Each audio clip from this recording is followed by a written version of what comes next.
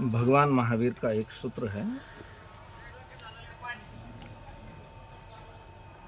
जैसे कि कल भी हमने चर्चा की थी कि भगवान से प्रश्न पूछा था कि धर्म क्या, तो उन्होंने बहुत संक्षिप्त उत्तर दिया और पूर्ण उत्तर दिया, विवेको धम्मो।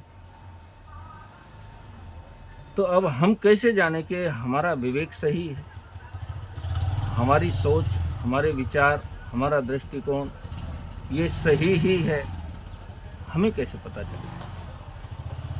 तो इस सूत्र में भगवान महावीर कहते हैं कि धम्मो मंगल मुक्तिठम, धर्म उत्कृष्ट है, मंगल है,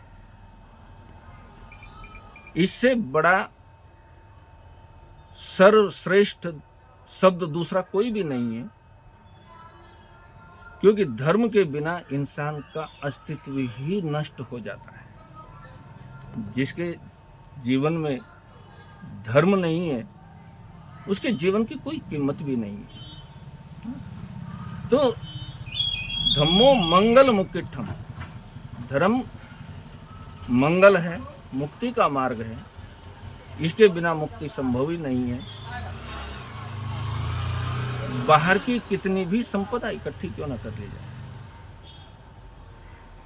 बंगले बनाओ, गाड़ियां खरीदो, आलीशान गाड़ियां खरीदो, कितने भी बड़े पद के ऊपर चले जाओ, लेकिन ये मुक्ति के मार्ग तो नहीं है। ये मुक्ति का मार्ग तो नहीं है। मंगल सिर्फ एक ही है। अब वैसे तो दुनिया में हम बहुत सारे मंगल कार्य कहते हैं। किसी परिवार में शादी है तो मंगल, किसी घर में पुत्र का जन्म हुआ तो मंगल, यानी बहुत सारी चीजें जिनको चाह करके, जिसको पा करके हम प्रसन्नता अनुभव करते हैं, हम उसे मंगल मान लेते हैं। लेकिन ज्ञानियों की दृष्टि में ठीक है, ये तुम्हारा व्यवहार है। निश्चय और व्यवहार, महावीर ने ये दोनों को स्वीकार किया है। संसार में ये सब चीजें आवश्यक हैं, लेकिन मंगल जिसे कहा जाता है वो सिर्फ धर्म ही है। किसी की शादी हुई, थोड़े दिन के बाद तलाक हो गया, या दोनों में से कोई एक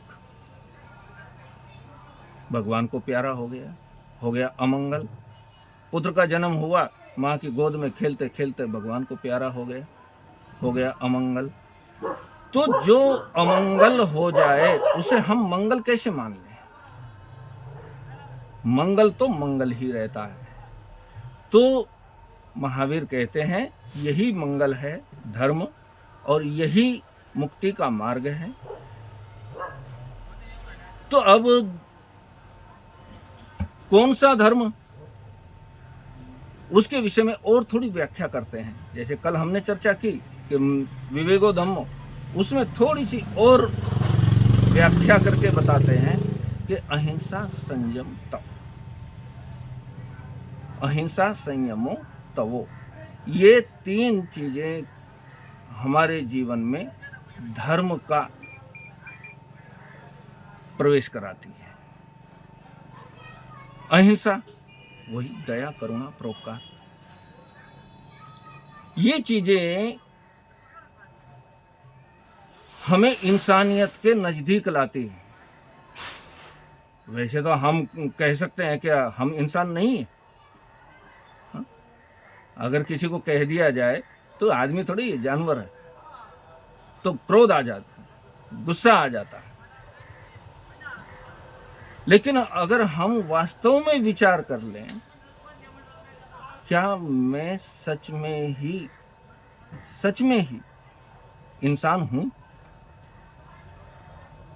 तो हम अपने आप से बिल्कुल सच्चाई के साथ अपने आप से विचार करें, पूछ लें, क्या मैं इंसान हूं? दूसरे से मत पूछो।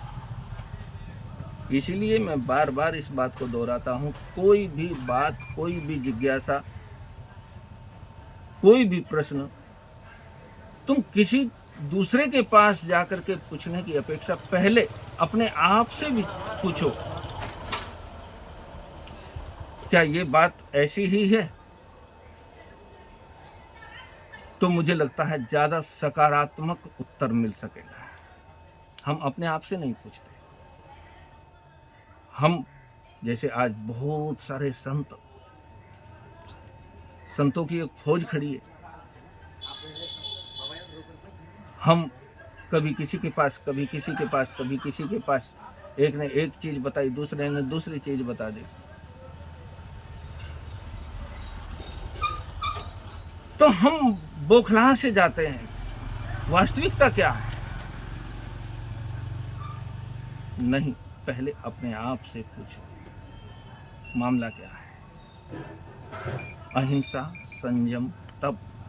महावीर थोड़ी सी व्याख्या के साथ इसको और कहते हैं कि अहिंसा, संयम और तप ये धर्म क्या हमारे जीवन में प्रवेश कराता है, और वही धर्म हमारे जीवन के लिए उपयोगी भी है। अहिंसा हम थोड़ी सी बात, कोई बहुत बड़ी बात नहीं, हमारी किसी ने बात नहीं मानी, उद्वेग आ गया, ये मेरी बात नहीं मानता। तुमने उसको कुछ कहा भी नहीं, उद्वेग जो पैदा हुआ, ये नालायक मेरी बात नहीं मानता। हम उसका कुछ कर नहीं सकते, इसलिए बोलते भी नहीं, लेकिन उद्वेग हमारे अंदर आया तो महावीर कहते हैं हिंसा हो गई।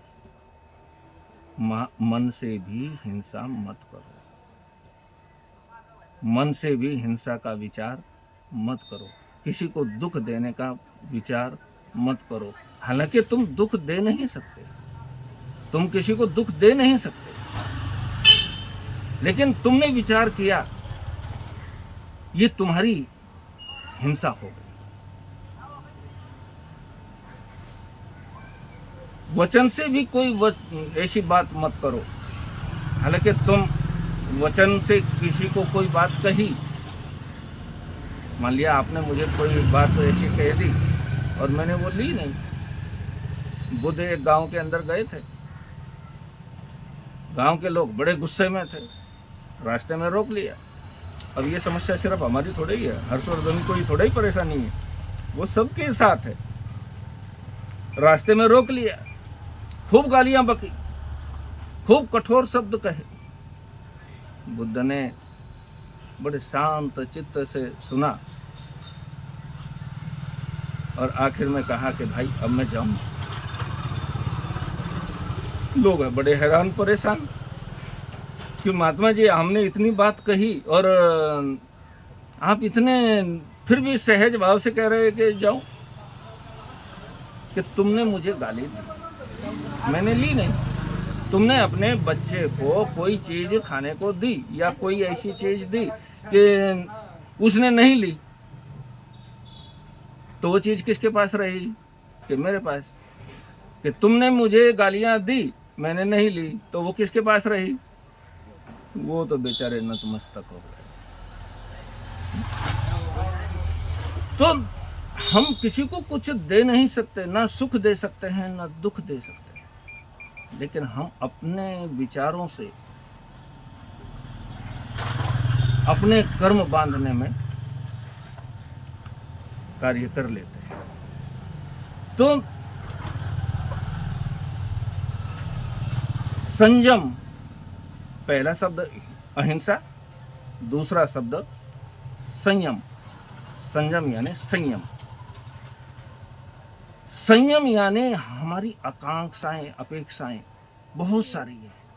एक आदमी साइकिल पर जा रहा है, उसके पास से मोटरसाइकिल वाला निकल गया, अरे वाह मुझे भी कब मिलेगी मोटरसाइकिल।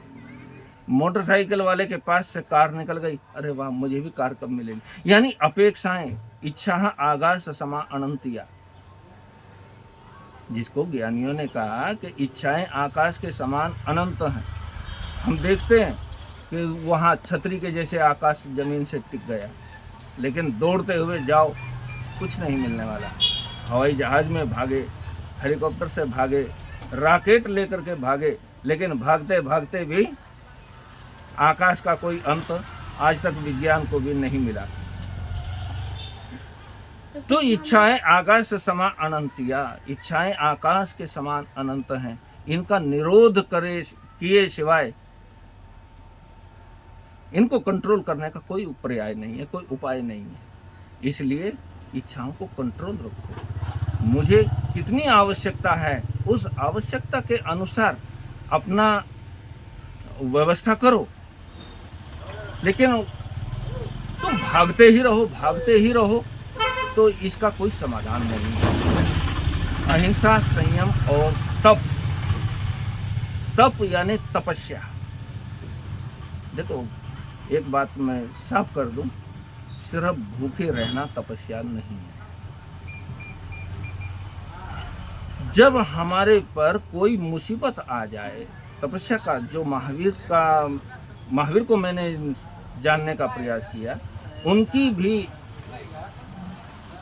तपस्या यही थी कि जब हमारे पर कोई मुसीबत आ जाए तो उस समय संभाव बना करके रख सके। मुसीबत का सामना करने के लिए हम लड़े नहीं, हम संभाव प्राप्त कर सके, वो सबसे बड़ी तपस्या होती है। क्षणमित्त दुखा बहुकाल सुखा, क्षण भर का दुख हमें बहुत लंबे समय का सुख दे जाता है, और क्षणमित्त सुखा बहुकाल दुखा, थोड़े समय का सुख दुख दे जाता है, थोड़े समय का दुख सुख दे जाता है। इस बात को हमें सोच लेना चाहिए। जो थोड़े समय का सुख है, अरे वाह मज़ा आ गया, लेकिन वो मुसीबत बन गई। आगे जाकर के लंबे समय तक हमारे जीवन के लिए वो मुसीबत बन गई, तो हमारे लिए वो कल्याणकारी नहीं हो सकता। ये तीन चीज़ों को हम जान लें तो कहते हैं महावीर, देवा वित्तम नमन संति, देवता भी उसे नमस्कार करते हैं। हम तो देवताओं के पीछे भागते हैं। देव बप्पा मला सुखी ठेवा। कोई देवता इस दुनिया के अंदर नहीं है जो तुम्हें सुखी कर सके, कोई भगवान नहीं है जो तुम्हें सुखी कर सके। हाँ, कोई भी देव, कोई भी भगवान हमें रास्ता बताएगा, रास्ता बता करके गए, इसलिए हम उनके प्रति एहसानमंद हैं, हमें उनकी भक्ति करनी चाहिए, ये बात बिल्कुल गौण है। लेकिन अगर उन्होंने जो हमें बताया और हमने उसका अनुसरण नहीं किया, तो कोई भगवान तुम्हें सुखी नहीं कर सकता। अहिंसा, संयम, तपो और